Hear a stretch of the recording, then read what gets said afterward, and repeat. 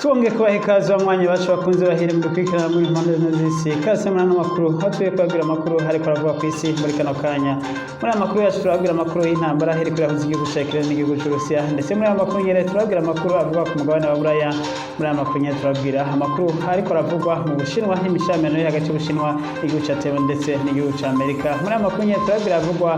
muri Korea ndetse no mu Yapani. Muri aya makuru nyene kandi turababwira amakuru avugwa ku mugabane wa Afrika ndetse no muri Turikiya. Kaze ni muri ano makuru.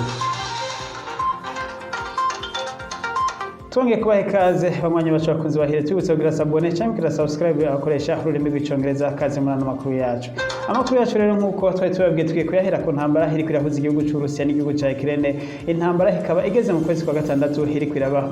muri mu burengerazuba bw'Uburayi. Intambara rero ikaba yaratanguye mu ca Urusiya bwise special operation ku gihugu ca Ukraine, maze abandi bakavyita invasion canke gushaka kunyaga igihugu ca Ukraine ku gitugu c'Urusiya. Ibi rero intambara ubu ikaba ikomeye cyane gose mu karere ka Donbas region, aho biboneka ko igisirikare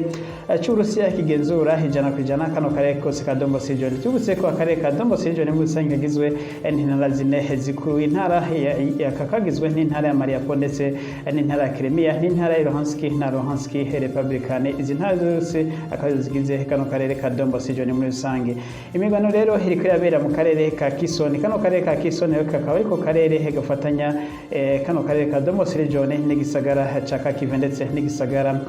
ca Odessa. Hari bikurikira uvuye muri kano karere ka Donbas region muri rusange. Igisirikare ca Ukraine cari kimaze iminsi kiriko kiragerageza kugira ngo kibashe gusubiza inyuma abasirikare b'Uburusiya bari muri kano karere ka Kherson, hariko riboneka ko byo bateye kwa mazi. Ahubwo rero ibiboneka nuko igisirikare c'Uburusiya bakigiye kwambuka kano karere, ahubwo gitangure gufata ibindi bisagara mu karere ka Kharkiv. Kenacho kikaba ari gisagara kinini cyane gose kigira kabi uvuye ku mugwa mukuru w'igihugu ca Ukraine Kiev. Ibitero rero by'Urusiya byabandanije muri kano karere, aho ibitero byinshi cyane gose uno munsi byakozwe muri ntara ya Kharkiv ndetse no mu karere ka Odessa. Tubutse ko mu karere ka Odessa igihugu c'Urusiya cemeranije n'igihugu ca Ukraine ko amato atwara ibifungurwa yotangura gukora, ariko rero ibitero by'Urusiya biboneka ko n'ubundi biguma byibasira kano karere, nubwo amato yatanguye gupakira ndetse uno munsi hakaba hari amato atatu nkuko twigwa n'isoko ry'amakuru yacu rikorera muri kariya karere. Amato atatu atwaye ingano n'ibigori ndetse n'amahoke yapakiye uno munsi akaba kitezwe ku mugoroba uno munsi aza kuva kuri kino kivuko ca Odessa, ariko rero ibi ntibihagarika ibitero by'igisirikare c'Urusiya biriko kiragira muri kano karere. Aho rero igisirikare c'Urusiya cateye amamisire muri kano karere ka Odessa, nubwo kitateye neza hari kivuko, ariko amamisire yatewe muri kino gice ca Odessa yatewe hafi na kino kivuko, ndetse ibindi bitero nk'uko tubibabwira bikaba byabaye mu gice ka Kharkiv, aho bivugwa ko amazu atari make yasambuwe ndetse ko harimo n'ikigo c'ishure rya segonderi naco nyene cyahitanywe n'amamisire y'Uburusiya. Turabandanya n'amakuru yacu. Tukiri nyene muri kano karere rero, Perezida Zelensky wa Ukraine akaba nawe nyene yamenyesheje mu kanya mu bwana heje kugira nkuko abikora misi yose mugana yatanga biciye akumbuga ngo kana umenye ziwiwe. Yamenyesheje ko igisirikare c'Uburusiya kiriko kiravansa ngo kiriko kiratera intambwe, ni mu gihe yaramaze hafi indwi yose avuga ko igisirikare c'Uburusiya cananiwe gutera intambwe. Uno musirikare akaba yamenyesheje ko igisirikare c'Uburusiya kiriko kiratera intambwe, hamwe yatangiye ko atoco kugwa n'intara ya Kharkiv muri simike yoba na nyene imaze gufatwa n'igisirikare c'Uburusiya. Ibi rero yamenyesheje ariko yiyamiriza n'itangazo ryarayisohowe n'umuryango mpuzamakungu Amnesty International uraba ivy'agateka kazina muntu ndetse ukurikirana n'amabi y'intambara. Perezida Zelensky akaba yagirije uno muhariko uriko urahengama, aho yawagirije ko ngo warukwiye kuba warashize igihugu c'Uburusiya ngo kuba waradekaraye ko igihugu c'Uburusiya kiriko kirakora ibintu vy'iterabwoba muri kano karere, aho yavuze ngo uyu mugwi ukwiye gufata igihugu c'Uburusiya nka state of terror canke igihugu c'abihevye canke c'abantu bagira iterabwoba ku isi. Ariko rero ibi umuhari canke iyi organisation internationale ya Human Rights Watch ndetse na Comité International Amnesty ikaba bose bataregera bahuriza ko boshobora kugira gufatira kwemeza igihugu c'Uburusiya nka state of terror nkuko Perezida Zelensky ayifata. Ahubwo rero igitangaje kigeretse ko nuko bino zino komite canke zino organisation zose zibiri za international ndetse zifashwa n'umuryango mpuzamakungu ne zose zagereza igihugu ca Ukraine ndetse n'igisirikare ca Ukraine ko kiriko kirakora naco ivyaha vyo mu ntambara aho rero Amnesty International yamenyesheje ko President Zelensky hadaha amategeko neza abasirikare be ndetse ngo abasirikare bewe bariko barakora ivyaha vyo mu ntambara aho ikino mu cegeranyo kinini cyane gose Amnesty International yashyize habona ngo nuko igisirikare ca Ukraine carenze ku mategeko yose agenga intambara ngo maze rero gitangura kubaka akambi mu buce bubamwe abanyagihugu ngo bikaba vyakwegeye abanyagihugu b'abanya Ukraine mu vyago bikomeye cyane ndetse bamwe bakaba barapfuye kubwo amakambi y'igisirikare ca Ukraine yagiye arubakwa mu mazu y'abantu mu mihana y'abantu binavyo bikaba biteye kubiri n'amategeko mpuzamakungu agenga ivy'intambara ko igihugu ca Ukraine kitari gifise uburenganzira bwo kuba cari kubaka amakambi canke gushira ibirindiro ahantu hasanzwe haba abanyagihugu b'abasivile kuko ibi vyatuma abasirikare b'Urusiya bahita bahatera maze abanyagihugu b'abasivile bakagwa mu mporero ibi mu cegeranyo rero acatanzwe na Amnesty International ariko rero nkuko mwazumvise President wa Ukraine Zelensky yahise aciyamiriza ndetse anavuga ko kino cegeranyo giteye isoni kuba cavuye muri organisation mpuzamakungu nk'iyi ikomeye cyane ko ibi atari byo bari kuba bakora ngo ahubwo ngo bari bakwiye kuba ibi byose bavyagiriza igihugu cy'Urusiya kuko muri cyo cateye igihugu ca Ukraine ngo ntabwo rero ibi byaha byo mu ntambara byo kwagizwa igihugu ca Ukraine kandi atari cyo cateye ariko rero Amnesty International yamenyesheje ngo nubwo ivuga ko igihugu ca Ukraine cyakoze ibyaha byo mu ntambara muri rutunga ngo ntabwo ibi bijustifia ibitero Urusiya buriko burakora ku gihugu ca Ukraine ngo ntabwo kandi bishigikira na gatoya ibitero igihugu cy'Urusiya kiriko kirakora ku gihugu ca Ukraine. Turabandanya n'ano makuru yacu tuve muri kano karere dusimbire hakurya. Tuve rero ngaha muri Ukraine dusimbire gatoya kandi hakurya aho mu gihugu cy'Urusiya. Igihugu cy'Urusiya rero ngo coba kiriko kitegura kandi kongera gukoresha amamisire hypersonic missile ku muri intambara nyene ikwira gihuza n'igihugu ca Ukraine. Ibi rero bikaba vyamishijwe n'ikinyamakuru Global TFI ndetse candikira mu burengerazuba bw'Uburayi aho ngo atoza cagize ngo kibona ko igihugu cy'Urusiya cyo bakigomba gukoresha kongera gukoresha amamisire mu bwoko bwa hypersonic missile. Tubutse ko igihugu cy'Urusiya cakoresheje amamisire hypersonic missile mu gihe cya mbere intambara igitangura hagati ya Ukraine n'Uburusiya aho igihugu cy'Uburusiya kimenyesheje ubwaco ko cyakoresheje amamisire mu gusambura amakambi yarakomeye cyane gose igisirikare cya Ukraine ngo n'ubu rero hoba hari ibyago binini cyane gose by'uko igisirikare cy'Uburusiya cyongera gukoresha amamisire hypersonic missile ni nyuma y'igihe gito cyane gose aho Uburusiya bwaramurindwe heze Uburusiya bwari buhimbaza umunsi wahariwe igisirikare gwana y'amazi aho President Vladimir Putin yamenyesheje ko igisirikare gwana y'amazi Urusiya giye guhabwa amamisire mashasha mu bwoko bwa hypersonic missile ndetse amamisire akaba ngo anyaruka cyane gose kurusha ayo bari basanzwe bafise amamisire ngo anyaruka inshuro 9 kurusha ijwi tubutse ko ayakoze ubwa mbere mu gihugu ca Ukraine yanyaruka inshuro 5 ubwa inshuro 5 kurusha ijwi rero urumva ko yongeyeho cyane gose tubutse ko amamisire anyaruka kugira ku nshuro 9 ku ijwi kurusha ijwi tuvuga atakindi gihugu na kimwe cyafise cyo kuri isi. Igihugu cy'Ubushinwa gifise agera ku rugero rwa gatanu uganije no kuvuga aya nayo Uburusiya nabwo bari busanzwe bafise mu gihe igihugu ca Amerika cyo kimaze kugera kuyagera nibura ku rugero rwa kane. Amamisire yo mu bwoko bwa hypersonic missile nta kigwanisho nta systeme antimissile nimwe irashobora kuboneka ishobora kuyarinda ndetse no kuyahagarika ndetse bikavuga ko abahinga mpuzamakungu bajejwe barabizi ibigwanisho bavuga ko kugira ngo systeme iboneke izohagarika zino misile ngo bishobora gutwara imyaka irenga 30 kuko amamisile yakoranye ubuhinga bukomeye cyane gose yaba ubuhinga bwo kwihindura ndetse no guhindura inzira mu gihe ataba yashikiriye target yagomba kugera ko no kuvuga ko aya mamisile afise uburyo bwinshi cyane gose ahindura kandi akaba anyaruka cyane gose ndetse akaba atanaboneka mu maradari asanzwe ahagarika asanzwe hama antimissile system zikoresha kubera kunyaruka ko umuvuduko cyane akaba rero urumva ko umuvuduko wayo urusha umuvuduko wa kamera z'aya antimissile system ari naco gituma izi antimissile system zose ziri ku isi muri kino gihe zidashobora guhagarika zino missile za hypersonic missile rero rero ngo Uburusiya rero ngo bwitegura kuzikoresha ngo mu gusambura amaburende yahawe igihugu ca Ukraine na Amerika ndetse na cyane bwo mu bwoko bwa HIMARS yasanzwe hatera amarokete kure cyane gose ndetse n'andi masysteme antimissile systeme igihugu ca Ukraine cyahawe n'igihugu ca Poland. Ibyo byose ngo byoba hari ibyo bashaka gusambura bakoresheje zino misile za hypersonic missile ngo zoba mu misi yavuga ngo zishobora kongera gukoreshwa mu intambara. Tubuke ko igihugu cy'Uburusiya cyonyene kuva isi yakaremwa aricyo gihugu cyonyene kimaze gukoresha zino misile za hypersonic missile, takini igihugu cyo kwisi kirazikoresha mu ntambara uretse ko ibindi bihugu bimaze kuzigerageza ariko nta gihugu na kimwe kirazikoresha mu ntambara. Turabandanya n'ano makuru yacu.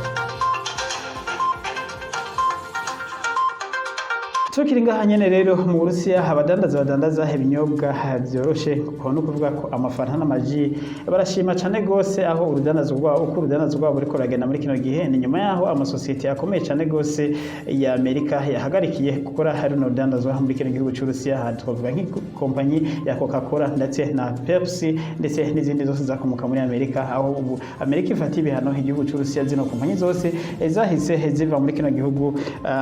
cy'Uburusiya, maze rero ibi amasosiyete yandi mashasha rero acaravuka y'Abarusiya ubwabo atangura gukora amafanta yo mu bwoko bwa Coca ndetse atangura no gukora n'ibindi bimeze nka Pepsi canke ibyo Pepsi yakora. Rero ngo rero ngo ano masosiyete wariko harumuka cyane gose ahavuga ko ngo afise ariko aratargetinga ngo isoko hafi ngo ingana n'amadolari miliyaride 2 z'amadolari y'abanyamerika. Yumva ngo isoko nini cyane gose ngo kandi muri kino gihe ntibarashobora gukwira isoko yose wariko barakorana ingubu nyinshi cyane gose kugira ngo bashobore gukwiza isoko yose ngo kugira ngo Abarusiya ngo ntibabure ibyo kunywa ngo kubera aya masosiyete y'abanyamerika yavuye muri kino gihugu, kandi bakaba ngo baciye bangaja abakozi bakora muri amasosiyete y'ibino bihugu by'Uburayi yugaye. Ngo rero ngo ni byiza cyane kuko ngo bariko biga gukora ibyabo ubwabo batarinze kuzerinze byabo. N'igihugu babivuze mu biganiro bagiranye n'ikinyamakuru TFI gikorera mu Burusiya. Turabandanya n'ano makuru yacu. Tuberero mu Burusiya dusimbire mu Bushinwa. Mu Bushinwa rero icuka n'ikibi cyane gose hagati y'igihugu cy'Ubushinwa n'igihugu ca Taiwan ndetse n'igihugu ca Amerika. Igihugu cy'Ubushinwa rero kikaba cari yamirije urugendo umukuru w'inama nshingamateka ya Amerika iri yateguye kugira mu gihugu ca Taiwan, maze rero umukuru w'inama nshingamateka ya Amerika Nancy Pelosi ahitamwo ku nguvu ziwiwe hagendera kino gihugu na cyane rero aho yaje muri kino gihugu avuga ko atana kimwe gishobora kumubuza kugera hashatse hose nk'umutegetsi yakomeye cyane gose hambaye igihugu ca Amerika. Ibiro bikaba byakweze ibyago bikomeye cyane gose inyuma yaho Nancy Pelosi aho yonyejeho ukuguru muri kino gihugu ca Taiwan. Abarabira haye hirya no hino ibintu n'ibindi atari ko igihugu ca Taiwan asa no yakizaniye ibyago, ariko rero nta kintu ciciza yakizaniye Nancy Pelosi. Ni mu gihe rero igihugu c'Ubushinwa cahise kireactinga ndetse gifata igisirikare c'Ubushinwa kija kugira imyemenyerezo idasanzwe ikomeye cyane gose hagati mu kiyaga ca Ocean Pacific ndetse no mazi yose akikuje kano gahugu ka Ireland ka Taiwan. Aho rero amamisire ariko ategwa n'igihugu cy'Uburusiya aca hejuru ya kino gihugu ca Taiwan, ndetse bivuga ko hoba hari amaze kugwa mu gihugu ca Taiwan. Ayandi akaba amamisire yandi akaba yaguye mu gihugu c'Ubuyapani iyo bita ngo zone economique y'Ubuyapani. Ubuyapani rero nabwo nyine bukaba bwiyamirije ico kimwe n'abandi bose bamaze kwiyamiriza bino Ubushinwa buriko burakora, ariko rero Ubushinwa buvuga ko ari uburenganzira bwabwo kwerekana gukora imyimenyerezo ya gisirikare uko wishatse ndetse mu gihe wishakiyemo. Ibiro ariko bikaba biboneka ko ari nkuko ushaka kugabisha kano ka Ireland ka Taiwan ko hakariko karakina ku muriro. Amamisire menshi rero no musi yatewe kuva ku munsi w'ejo, amamisire ko arategwa muri kino kirere ca Taiwan, ndetse ingendo z'indege zikaba zahagaze n'ingendo z'amato y'abasivile atwara ibidandazwa bivuye muri Taiwan zikaba zahagaze kubera amazi yose yo muri kano karere akikijwe n'igisirikare c'Ubushinwa aho kirakora imyimenyerezo gitera amamisire ndetse n'indege zabo za gisirikare nyinshi cyane gose zirenga 35 zatangwe ku munsi w'ejo n'indege 24 z'igisirikare c'Ubushinwa, ariko no munsi indege zishika 35 ziri muri kino kirere nyene ca Taiwan, ndetse aho ziza zirinjira no mu kirere ca Taiwan. Aho rero igisirikare ca Taiwan kivuga ngo nta bushobozi gifise bwo gushobora kugwana n'igisirikare c'Ubushinwa, ngo ariko rero kititeguriye kureka nuko igisirikare kuko kitashobora kureka ko igisirikare c'Ubushinwa gitera igihugu ca Taiwan kirorera ngo igihugu ca Taiwan kiriteguye kurinda ubutaka bwacu mu gihe cotegwa ngo ariko rero ntigiteguye gusomborotsa intambara uko vyagenda kose ngo gusa ngo barabira hafi ivyo Ubushinwa buriko burakora na cyane cyane bavyamiza bavuga ko ibi Ubushinwa buriko burakora bitabereye ngo ari ibikorwa vy'iterabwoba buriko burakora muri kano karere. Abanyagihugu ba Taiwan bamwe nabo nyene bariyamiriza urugendo Nancy Pelosi yagize muri kino gihugu ca Taiwan, aho nyene nabo bavuga ko hatari ibyago ubabazaniye gusa ndetse rukabaca no ku mubano wa mwiza rusanzwe hari hagati y'igihugu ca Taiwan n'igihugu c'Ubushinwa ngo atakindi umutegetsi yabazaniye muri kino gihugu. Tubutse ko umutegetsi Nancy Pelosi yaje muri kino gihugu yarasanzwe avuye mu gihugu ca Singapore ndetse akava yavuye muri Taiwan acagendera mu gihugu ca Korea y'Epfo aho rero muri kino gihugu ca Korea y'Epfo kubera icuka kibi cyariko kiravugwa ku rugendo rwiwe biboneka ko kino gihugu ca Korea y'Epfo cagerageje kutahamwakirana iteka nkuko vyari bibereye, ndetse perezida wa Korea y'Epfo akaba atigeze abonana no Nancy Pelosi ndetse n'ibiro bikuru vya perezida wa Korea y'Epfo bikaba bitigeze vyakira uyu Nancy Pelosi, aho Nancy Pelosi gusa yakiriwe na mugenzi we w'inama nshingamateka ya Korea y'Epfo ndetse akaba umunsi n'igice yamaze muri kino gihugu yabonanye gusa n'abashingamateka ndetse n'abakenguzamateka, ariko akaba ataba mu biro by'umukuru w'igihugu yigeze abonana nabo. Ico kino gihugu ca Korea y'Epfo cavuze ko umukuru w'igihugu waco yarari mu karuhuko, yarari mu ikonje rero watari ku kazi, arico gituma atashoboye kubonana na Nancy Pelosi. Ariko rero habarabira hirya no hino ibintu n'ibindi bavuze ko uyu perezida wa Korea y'Epfo yase kwiteranya ku Bushinwa na cyane cyane ko Ubushinwa bufitaniye urudandazwa rukomeye cyane rwose n'iki gihugu ca Korea y'Epfo. Rero byasa n'uko perezida yitandukanije na Amerika kugira ngo ntashigikire ivyo Nancy Pelosi ariko arakora, cyane cyane ko byababaje Ubushinwa cyane ndetse bibaza n'abisi muri rusange. Ibihugu byinshi cyane byo ku isi kuva ku munsi w'ejo byarashikirije ubutumwa biciye ku ambasaderi babyo ndetse no mu nama nkuru ya ONU, aho rero bavuga ko urugendo rwa Nancy Pelosi mu gihugu ca Taiwan rutari rubereye kuko na cyane ko Ubushinwa bwari bwiyameje no rugendo ngo yaviyoye itegeko ryitwa One China One Principle. Naryo rino tegeko rikaba riha uburenganzira kuba Ubushinwa hari superieur canke superior kuri kino gihugu ca Taiwan, kuri kano ka island ka Taiwan. Igihugu c'Ubushinwa rero gihagaze muri kariya karere nk'igihagarariye karere ka Taiwan, ariko akaba ari akarere kigenga, ariko rero kadafise uburenganzira bwo kwitwa igihugu kigenga ukwaco gishobora kugira ubwiserukira nko mu nama mpuzamakungu ya ONU ndetse no mu n'abambasaderi mu bindi bihugu. Ibi rero bikaba ngo ivyo Nancy Pelosi yakoze byari cikubire nayo n'iryo tegeko ry'Ubushinwa One China One Principles. Mu gihe Ubushinwa bwankiye umutegetsi wari wese kuja muri kino gihugu ca Taiwan ngo ntabwo yagomba kubirenga ko ngo birenze ko uba uvyoye iryo tegeko rya One China One Principles. Rero Ubushinwa rero bukaba buri ko burayagitinga mu gutera ayo mamisire adasanzwe hirya no hino. Ibi navyo rero ndetse ibihugu bimwe bimwe bikaba vyakiritse Ubushinwa, aho bivuga ko Ubushinwa buriko bukoresha inguvu zikomeye, inguvu nyinshi cyane gose zikirenga zikenewe, ngo nubwo Ubushinwa bwababajwe n'urugendo ngo ariko bwari kugerageza ukagabanya bukariyagitinga ku rugero ruri hafi. Ndetse n'ibiro bikuru vya Leta Zunze Ubumwe za Amerika vyamenyesheje ko nubwo Amerika idashyigikiye ko igihugu ca Taiwan kigira ubwigenge ngo kigenge, ndetse Amerika icubahiriza iyi One China One Principles, ariko rero Amerika iriyamirije ivyo Ubushinwa buriko burakora muri imyimenyerezo ya gisirikare iboneka isa naho ari igitero igihugu c'Ubushinwa cagize ku gihugu ca Korea iriko iraba. Ndetse Ubushinwa Amerika ikaba yavuze ko izokomeza kugirana ibiganiro n'Ubushinwa ndetse no gukomeza imigenderanire n'Ubushinwa, ariko rero Ubushinwa uno munsi bwahise bukansoringa canke bufuta amanama yose bari bafitaniye n'igisirikare ca Amerika ndetse n'andi manama yo ku rwego rwa diplomasi yose yari ariho hagati ya Amerika n'igihugu c'Ubushinwa. Ubushinwa bwamaze kuyakuraho, bwamaze kuyahagarika. naho uzi rero higiye gukurikira niba iyi mishamirano igiye gukomeza. Bivuze ko mu gihugu ca Amerika naco carungitse ubwato bw'intambara butwara indege muri kano karere buriko burerekeza muri kano karere ka Taiwan. Iboneka ko ari nko kwitegura mu gihe igihugu c'Ubushinwa cotera burundu nyene vyeruye igihugu ca Taiwan ko Amerika hiteguye kwitabara, nkuko Amerika yanamenyesheje ko igihe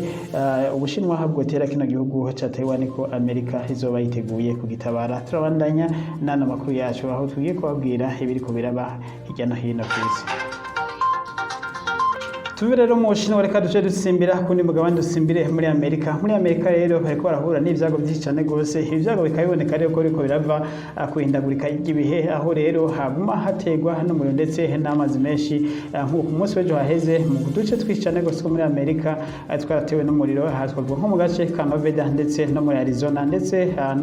no muri Phoenix na South Wales ahatewe n'amazi menshi cyane gose imyuzure iratemba aho amamodokari yatwawe ndetse n'abantu batari bake barahapfira aho rero n'ibitigi ndetse by'abahasize ubuzima bikaba kugeza isaha bitaramenyekana kubera amazi acuzuye muri bino bice aho rero bikigoranye kuba bumenya ivyononekaye byose rero leta ikaba imenyesha ko leta ya Amerika igiye kwimura abantu bashika hafi kungu 200 muri kano karere aho kaboneka ko tuno duce twibasiwe n'ivyago bikomeye cyane gose by'imyuzure ahandi hantu nyene muri Amerika hariko harahura n'ivyago bikomeye cyane gose ni mu ntara ya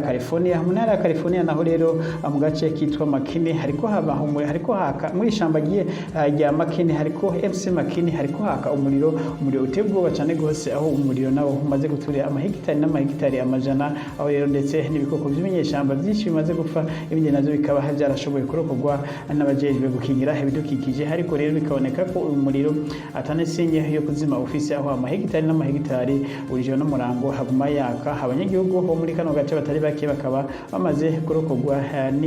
n'igisirikare cya Amerika ndetse n'inzego zose zijejwe gutabara turabandanya n'ano makuru yacu tuve muri Amerika rero dusimbire muri Turikiya rero ngo perezida wa Turikiya perezida Recep Tayyip wayoba yiteze kuzobonana muri imisi ya vuba na perezida w'Uburusiya perezida Vladimir Putin aho ndetse bivuga ko uyu perezida Recep Tayyip hazogendera igihugu cy'Uburusiya bisoba kimujanye rero muri kino gihugu cy'Uburusiya nubwo umusinyeze na bitaramenyekana urugendo azogira ariko byamaze gushigwa mu binyamakuru bya kino gihugu ca Turikiya ko agiye kugira urugendo muri indwi canke mu ndwiza muri kino gihugu cy'Uburusiya mu kizoba kimujanye mu kuvugana na perezida Vladimir Putin kubijanye n'ibishamirano iri hagati ya kino gihugu ca Turikiya n'igihugu ca Syria tubutse ko igihugu cy'Uburusiya arico gisanzwe gisa naho gicungereye umutekano w'igihugu ca Syria perezida Bashar al-Assad atwara igihugu ca Syria aho abanyamerika ndetse bafatanije na Turikiya bari bagerageje kumukura ku butegetsi ariko rero Uburusiya bukamukingira n'ubu bakaba Bashar al-Assad agitwara igihugu ca Syria igihugu rero ca Turikiya kikaba cyashaka gutera mu gihugu ca Syria kugira ngo gikingire imbibe zacu aho cavuga ko igomba gutera nibura kigizeyo mu bagwanyi bakunze gutera mu gihugu ca Turikiya ngo kilometero hafi 20 ngo cyashaka gukingira kugira cyashaka kukinga ngo kigire urubibe rw'ibirometero 20 uvuye ugeranije naho kino gihugu kiri ndetse n'igihugu ca Syria ibiro bikaba Uburusiya bwahise bubyemeza ndetse Uburusiya bukaba bwahise bumenyesha ko buzohita burungika abasirikare gufasha igihugu ca Syria kugwana n'igisirikare ca perezida Recep Tayyip abo rero bikaba biboneka rero ko bariko baragerageza kugira ngo bumvikane bafashanye n'igihugu c'Uburusiya ndetse n'igihugu ca Syria ndetse n'igihugu ca Turikiya kugira ngo ntihabe iyi migwano na cyane ko n'igihugu ca Syria ku ruhande rwacu ubukiza carashize ku murongo nyene abasirikare benshi cyane gose aho biboneka ko n'abasirikare ba Syria biteguye kugwana n'abasirikare ba Turikiya abasirikare ba Turikiya nabo nyene bakaba baregerejwe kuri no rubibe ariko rero bakaba ivyo inyuma yaho perezida Vladimir Putin na perezida Recep Tayyip babonaniye muri Iran bikaba byabaye biracureha ariko no icuka kibi kikaba kikiyari hagati y'ibihugu bibiri rero akaba bari bazobagiye kugira baganire na perezida w'Uburusiya kugira ngo arabe ico ufasha kugira ngo ntihende kuba intambara hagati ya bino bihugu byose bitatu turabandanya n'ano makuru yacu igihugu ca Saudi Arabia ngo cuba cadugije ibitoro gisanzwe bigurisha ndetse mu bihugu by'Uburayi ndetse no mu bihugu vya Aziya nyene igiciro rero ngo cahora kisanzwe cari ku kagunguru ka barengo cari ku madolari 120 ariko rero mu gihugu ca Saudi Arabia kikaba kigiye gushira akagunguru ka bareye ku madolari 130 murumva rero ko ibitoro bigiye kongera kuduga kandi ku isi na cyane ko akagunguru kamwe kaduze ko amadolari 10 ayara mahera menshi cyane gose uko kazoba kaduze hafi ibice 4% nkuko bivugwa n'abashakashatsi rero bikaba bigiye kongera gusonga isi bene cyane muri kino gihe ibitoro bisa nuko byabuze mu bihugu byinshi rero ingingo rero ikaba yafashwe n'abategetsi ba Saudi Arabia tubutse ko igihugu cya Saudi Arabia aricyo gihugu ku isi cya mbere gicukura ibitoro byinshi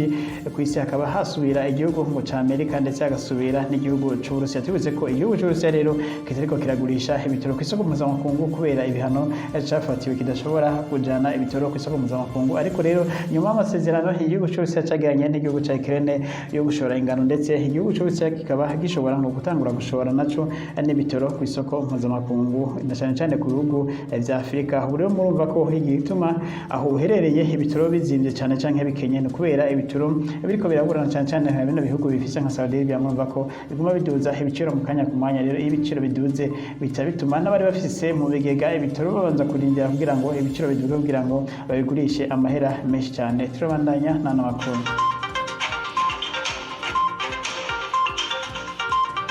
tuve rero mu Burayi ndetse na Saudi Arabia dusimbire ku mugabane wa Afurika umugabane wa Afurika rero amakuru yacu reka tuyahere mu gihugu cya Kongo abashakashatsi n'abahinga b'umuryango mpuzamakungu ONU bariyamiriza igihugu cy'u Rwanda aho bamenyesheje muri raporo baheruka gutanga ko igihugu cy'u Rwanda aricyo gishigikira imigwi y'iterabwoba canke imigwi itera mu gihugu cya Kongo na cyane umugwi M23 aho kino kicegeranyo cy'abashakashatsi n'abahinga b'umutekano wa Nations Unies bemeza ko ngo igihugu cy'u Rwanda aricyo giha impuzu za gisirikare abagwanye ba M23 ndetse gugahana inkoho abagwanye ba M23 rero ndetse kikavuga ngo ndetse n'igisirikare cy'u Rwanda kikaba caragiye kigenda gufashanya no mu harimo M23 mu gutera ibirindo bimwe z'igisirikare ca Kongo ibi rero bikaba u Rwanda kwahise ruvyamiriza ko u Rwanda rutigeze rugenda gutera muri Kongo ndetse mu Rwanda tanko rutanga ku bagwanyi abari bose yaba n'abagwanyi ba M23 ariko rero kino cegeranyo kirekire c'umugwi w'abahinga ba ONU mu by'umutekano bamenyesha ko ngo ni igitero cyabereye ku rubibe u Rwanda ruhana n'Uganda ndetse na Kongo ihana na Uganda ngo cyakozwe n'abasirikare ba M23 ariko rero bafatikanije n'abasirikare b'u Rwanda ndetse rero ngo bikaba bari guca kubiri ku masezerano mpuzamakungu agenga ubwigenge akingira ubwigenge bw'ibindi bihugu rero ngo u Rwanda ngo rukwiye kubabanura n'ingeso yo kubandanya rutera ibihugu bibanye ariko rero u Rwanda nk'uko twababwiye tukaba rumaze guhakana ibintu birego ruvuga ngo ndetse ino raporo twahise raporo yakozwe n'abantu badafise ubumenyi mu byo bakora hari muri ino raporo ibyarimo cyane ni nko mu karere ka Bunagana aho akarere ka Bunagana ngo kino cegeranyo cyerekana ko abagwanyi b'u Rwanda ngo bashikiye muri kano karere bazaniye ibigwanisho n'ibindi bikoresho byose by'intambara abasirikare ba M23 babandanya n'amakuru yacu tubere hariya dusimbire mu gihugu cya Kenya mu gihugu cya Kenya rero hazoba amatora ku itariki 9 z'ukwezi k'umunani ntuvuga mu ntibiza ku munsi wa kabiri akaba ariho hazoba amatora mu gihugu cya Kenya ukwiyamamaza rero kwa nyuma kuzorangira ku munsi w'ejo aho rero imigwi yose ibiri ihiganwa ikomeye cyane gose witwa Kenya Kwanza na Azimio moja amakoraniro yabo ya nyuma bazoyagira mu gisagara cya Nairobi aho rero ku munsi w'ejo igisagara cya Nairobi gishobora kuzoba cuzuye abari azoba baje amakoraniro ariko rero mbere basigaye iminsi mike cyane gose kugira ngo amatora abe mu gihugu cya Kenya hari imishamirano ikomeye cyane gose hagati y'uwitwa William Samuel Ruto ndetse na Perezida Uhuru Kenyatta yasanzwe ari bosi we tubutse ko William Samuel Ruto asanzwe hari cegera cy'umukuru w'igihugu cya Kenya ndetse baramaranye imyaka 10 batwarana igihugu cya Kenya akaba yenemeye ko azomushigikira kugira ngo azoce hamukorera mu ngata ariko rero bageze hagati na hagati Perezida Uhuru Kenyatta yahise yigarama William Samuel Ruto maze yashigikira warasanzwe ari umwasi wabo ndetse yarasanzwe ari no batigeze bumvikana muri politiki ya Kenya uwitwa Raila Odinga akaba ari Uhuru Kenyatta yashigikiye rero Uhuru Kenyatta yamaze iminsi agira campaign Raila Odinga ashigikiye ibi rero bikaba uyu William Ruto atavyakiye neza aho yavyamenye ndetse havuga ko amajambo Uhuru Kenyatta ariko aravuga ngo n'amajambo ashobora gukwegera igihugu ca Kenya mu kaga gakomeye cyane gose nk'ako igihugu ca Kenya cagiyemo mu 2007 tubise ko nyuma y'amatora mu 2007 abantu muri Kenya bicanye ndetse hamaze aturirwa ndetse n'amasengero aturirwa ibi vyatumye abantu bategetsi babiri nyene Uhuru Kenyatta na William Samuel Ruto batwarwa muri sentare mpuzamakungu y'Irahe maze baza gukira hari urubanza mu gihe hatabonetse ibyemezo bikwiye ko ari bo batumye ino violence iba mu gihugu ca Kenya rero bamaze inyuma yaho batsinda amatora uri bari bamanye igihe batwarana ariko riboneka ko ubu basigaye barabana ayingwe aho batana amajambo atebwa ndetse n'amashengero n'ayandi mashirahamwe ya leta yigenga bamaze iminsi basaba ko bocisha buhoro bakagenza buhoro bakareka guterana amajambo akomeye cyane nk'uko babigira ku ngo bitera ubwoba abanyagihugu bishobora kongera kwegera igihugu ca Kenya mu kaga ndetse William Ruto akaba yamaze kwagiriza Perezida Uhuru Kenyatta ko ariko arakoresha inzego z'igipolisi ndetse n'inzego z'umutekano kugira ngo zishobore kwibira amajwi Raila Odinga asanzwe ashikiye aho avuga ko abapolisi ndetse ngo n'abajejwe uturere mu gipolisi bariko baraha amafaranga abanyagihugu bakabagurira amakarata yo gutora kugira ngo bazohite biha ayo majwi bayahe uwo mukandida Perezida Uhuru Kenyatta ashigikiye. Ibi rero vyamenyeshejwe no William Samuel Ruto mu kiganiro yahaye ibimenyeshamakuru mpuzamakungu ku munsi w'ejo ari ahasanzwe aba mu biro ahasanzwe aba ikarene. Turabandanya n'ano makuru yacu. Tuve muri Kenya rero dusimbire mu gihugu ca Nigeria. Mu gihugu ca Nigeria ngo ubukene burugarije kino gihugu cyane gose igihugu cyari kimaze iminsi ari ca mbere gitunze cyane gose ku mugabane wa Afrika ariko rero mu mwaka wa 2022 igihugu ca Nigeria kikaba cyaratakaje umwanya wo kuba igihugu ca mbere gitunze cyane ku mugabane wa Afrika. Ubu igihugu ca Nigeria kikaba kiza kabiri, igihugu cyaje ku mwanya wa mbere kikaba ari igihugu ca Misiri. Igihugu ca Misiri ubu ico gihugu ca mbere gitunze gose ku mugabane wa Afrika, igihugu ca Nigeria kikaza kabiri. Rero ngo mu gihugu ca Nigeria ibitandazwa bisa nuko byabuze ndetse ngo niboneka rero bikaboneka bizimvye cyane. Abanyagihugu bo mu gisagara ca Lagos bari hidoga cyane gose bavuga ko ubuzima busigaye bwoye cyane gose ndetse ngo bamwe bagiye gutangura kwicwa n'inzara. Ni mu kiganiro umesha makuru wa BBC yakoranye n'abanyagihugu bo mu gisagara ca Lagos aho bavuga ko ngo basaba leta ko yogerageza kwishoboye kose kugira ngo igabanye ibiciro by'ibidandazwa ndetse na cyane ibifungurwa muri kino gisagara aho ngo bantu batabona uko bagiye kuhaba kwera ibidandazwa biriko birakena cyane gose. Ni franga ya Nigeria naryo rikaba kitwa naira rikaba muri maze gutakaza agaciro uganije n'agaciro yari rifise mu mwaka uheze aho igihugu ca Nigeria cari ca mbere mu butunzi. Rero kikaba cyahise gicibwa ko n'igihugu ndetse ca Misiri. Igihugu ca Misiri kikaba arico kiza ubwa mbere tugire ko tubabwira n'amakuru y'ibihugu bitunze cyane. Igihugu ca Misiri kikaba arico kiza ubwa mbere mu bihugu bitunze muri Afrika gasubira igihugu ca Nigeria ndetse igihugu ca gatatu kigasubira igihugu ca Nigeria. No kuvuga ko n'igihugu ca South Africa cakoroze cyane gose cyangwa igihugu ca Afrika y'Epfo. Igihugu ca Afrika y'Epfo bukiza ku mugabane wa kane, kuvuga ko ibihugu by'abarabu bibiri ubu biza imbere agasubira igihugu ca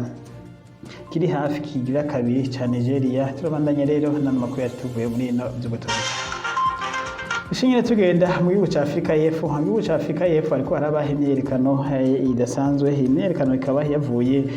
ku nkuru y'ejo aho ngo abantu bimba ubutare bafashe ku nguvu umukenyezi umwe, maze rero umukenyezi umwe ngo bamufashe ku nguvu ari abantu bashika hafi 8 bakuvuga ko bamononye cyane gose. Rero abanyagihugu bakaba bazindutse mu myerekano ndetse baturira amazu yose y'aba bantu bari basanzwe bimba ubutare. Bakavuga ko abanyagihugu bari mu myerekano ko mu leta niba idashoboye gukingira abanyagihugu bagiye kwifatira ibyo gucungira umutekano ubwabo mu ntoki zabo, aho bavuga ngo igipolisi kiri muri kano karere ka Cape Town no mu cungara yako batanga ubu gifise ngo violence abandanya kuba ngo ariko igipolisi kirorera. Ibi navyo rero ibi byakorewe hano mu mama ngo byari bimaze iminsi biriko biraba muri kano karere, cyo catumye abanyagihugu rero bihereza amabarabara ndetse bagaturira amapine n'ibindi bagahagarika ingendo ndetse bagaturira n'amazu y'abasanzwe bimba ubutare muri kano karere. Ndetse na Perezida Cyril Ramaphosa wa Afrika y'Epfo akaba yiyamirije bino ano mabi hakunda gukorerwa abakenyezi muri kino gihugu ca Afrika y'Epfo. Akaba ari naho ngaha rero duciye turangeza ano makuru yacu. Mwakoze mwese habayakurikiranye, tubasabira sabone ndetse no kugira partage no kugira share na like na comment na cyane kugira amakomantere kubijanye no Rwanda agwagizwa gushikira igihugu ca Kongo, aho mu Rwanda bari guteje umutekano muke mu gihugu ca Kongo ngo bifasha imihari yose igwana ku butaka bwa Kongo. Rwanda narwo rukaba rwahekanye ko bino birego rwarezwe n'umugwi w'abahinga ba Nations Unies ko atari byo u Rwanda rudashigikiye M23 ndetse rudashigikiye n'ibindi bisirikare byose bigwanira ku butaka bwa Kongo. Mwakoze cyane, mugire aho muba.